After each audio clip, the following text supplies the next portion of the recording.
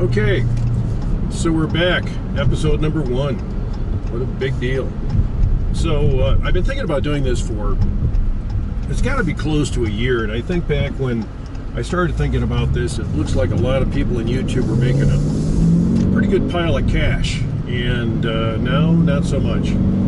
So at the end of the day, I guess what I wanted to do is I wanted to talk about why I really wanted to have the channel. And number one, I just love cars.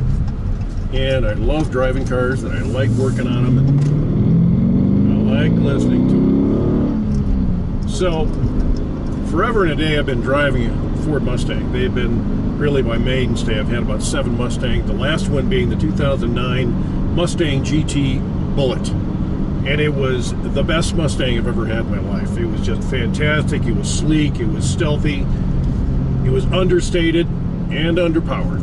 But it was still a classic car. I loved it. I mean, when you drove up in that car, people knew that you were driving something different. And I think that's where this whole program is going to, is that in a lot of cases, I don't really follow mainstream. I got to get that because the other guy got it. I purchased this car, which is the first Dodge product I've ever had. And the car I had before this was a Mercedes-Benz AMG E63 Sport with 577 horsepower out of twin turbos. And I'm telling you, that son of a bitch can move out. Automatic. It's really pretty cool. But at the end of the day, it sort of became not really who I was. And I think that if you look at a lot of people, they drive things that are part of who they are. So in keeping with that idea, I went ahead and I started to look around for another car. And I hate to say this, I mean, I am growing older in age, and I think you can see it on the channel that I'm not a small guy anymore, and a Mustang really doesn't work for me that well. I know a lot of guys try to get a shoehorn and get their ass in there, but I'm having a tough time getting in the new Mustang. As much as I love them, as much as I've grown up with them, it was time to go to something different. I found my way into a Dodge dealership several times. Was really not too blown away by it, I got to be honest with you. You know, and I'm driving in there in a Mercedes, so I'm trying to compare the Mercedes in the fit and finish with a Dodge. Don't do it. You're going to drive yourself nuts, because there is no comparison. Mercedes will kill the Dodge brand. But that wasn't what I was looking for. I was looking for the old school muscle car. I was looking for the 1970s look. I was looking for something that no one else had. And I actually sat in one, and it fit me. I mean, it gives me a lot of room, like the Dage cluster. I like, you know, the old-fashioned console that's kind of a throwback to earlier years. I mean, there were a lot of great things about this car. And I'm a nut for old school shit. I'm telling you right now. It's just what I like to do.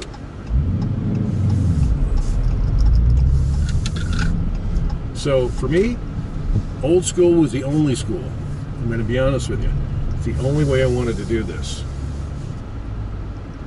So it ended up being the thing that I started to lean toward because I couldn't find anything else. And then I found this one car, and it was a 2017 Dodge Challenger Shaker Special Edition. And I've always had a weak spot for Shakers. I was going to cut one into my Mustang at one point. Didn't want to do it because I didn't want to screw the hood up, and it was just a nightmare. But here's a factory-made shaker system that's actually a shaker system. And it shakes, babe.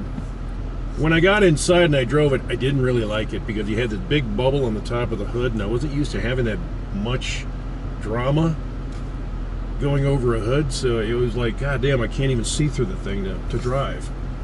And didn't like the stick shift at all.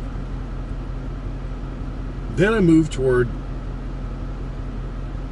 looking at it for different aspects. You know, I could always take out the stick and put something else in. I had to get used to the shaker hood and get used to the 392 6.4 liter Hemi engine. And I just thought that going back to an old-fashioned, naturally aspirated big block with a shaker hood was just cool. I mean, it was just cool because not everybody does it. Everybody does something different. They want to go for the superchargers, the blowers, you know, the pro chargers, and all that stuff. And I think that's great, but my whole idea about going back to a 70s kind of a car was to have it naturally aspirated and just tear down the engine and rebuild it. I mean, just make it balls out, the most bulletproof engine I could come up with. And still keep that 70s look about the car. So I drove it, kind of fallen into it a little bit more, and then I found the special edition MOPAR Anniversary Edition. They call it the MOPAR17, and I love the paint job on it. And it didn't have all the decals and all that bullshit. It was just simple. It was like the 09 Mustang, stealthy, not a lot of markings on it. That's what I was looking for. And I ended up finding one at a really good deal, below the sticker price, out in Colorado Springs, Colorado. Purchased the vehicle, brought it home.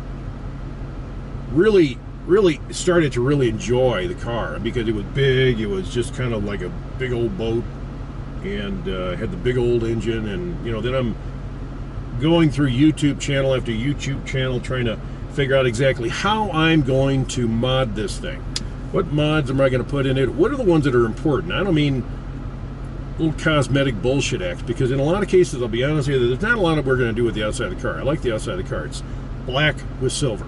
It's the billet silver. But there were a lot of things about it mechanically I didn't like. So I had to kind of take a look at it. And when you open up the hood, you really want it to be dressed up enough so that you're not over blinging the goddamn thing. You want it to look like a machine. I don't like all the special blingy crap that goes on there. I'm a pretty minimalist when it comes to that kind of thing. So my idea was that let's just make it look like a really good car, and one that would look different from every other car. I don't want to drive down and have a Hellcat and have 50 other guys with the same color and same Hellcat and all this other shit. It's ridiculous. So come the end of the day, it is about November last year, and I end up getting into it's March. I bought it November last year, and in March of this year, first week of March, I get T-boned. Unbelievable. By a 21-year-old kid not looking what she's doing. You can't miss this boat coming up the road on a clear day, 5 o'clock in the afternoon in heavy traffic. You can't miss it with those big yellow lights in the front. Not possible. Oh yeah, it's possible. She was on the phone and making an illegal U-turn and then rammed right into my back quarter path. I almost sold the car. Same day, almost sold the fucking car, just got rid of it. I said, that's it, it's fucked up. And I started to think about what I was going to do with it, and I really didn't want to give it up. I really liked the car. And I said, it's going to lose value because it got into the accident, but am I really keeping it to sell it, or am I keeping it because I like it? And at the end of the day, I'll be honest with you, I'm tired of trading out cars. I want one that's really going to last a while, and I want this to be a cool investment and also a cool project. So I bought it for the right reason. I'm going to keep it for the right reason. We're going to fix the car, and it also gave me an opportunity to do a little paint on it. Now, the guy that did the paint on the car didn't do a great job. He could not bring it back into the same way that the Mopar guys did it when they did their special factory applications, so we're still trying to get that right. But while I had it in the shop, I said, I want you to take the splitter, the rear skirt, the rocker panels, and that goofy, ugly rubber thing that goes around the taillights.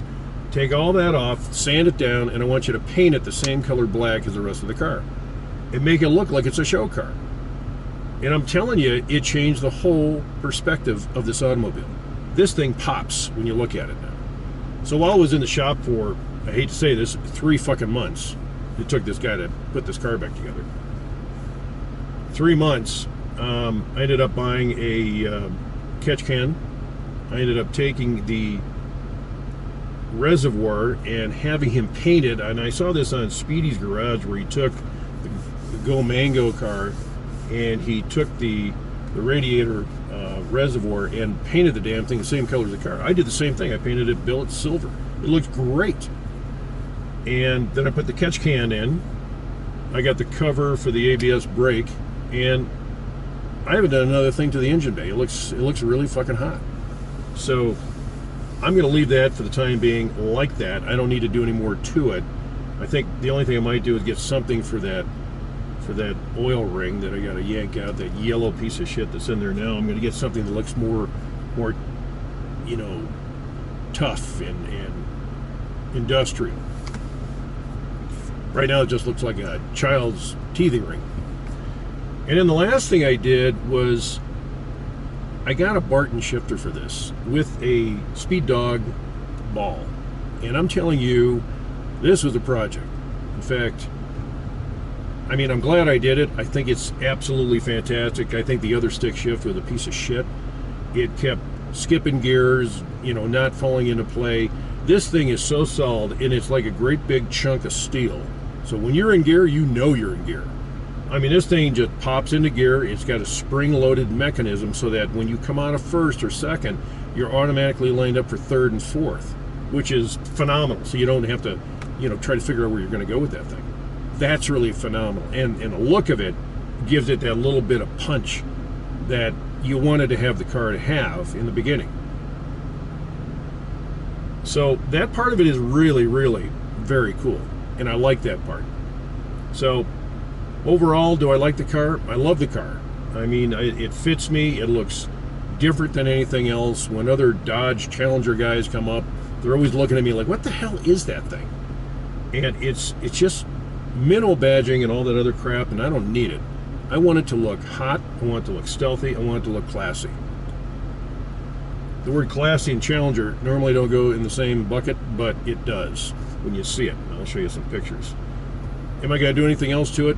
You know what I'm going to try to do? I'm going to try to learn how to drive this thing really goddamn fast, but I think the next thing that has to be done is suspension and handling. Then braking. The brakes on this thing, they can stop it, but they don't stop it. And I came off the ceramic brakes off of the Mercedes, and I missed them. I mean, you could stop on a dime and get 9 cents change. I'm telling you, it just stops quickly.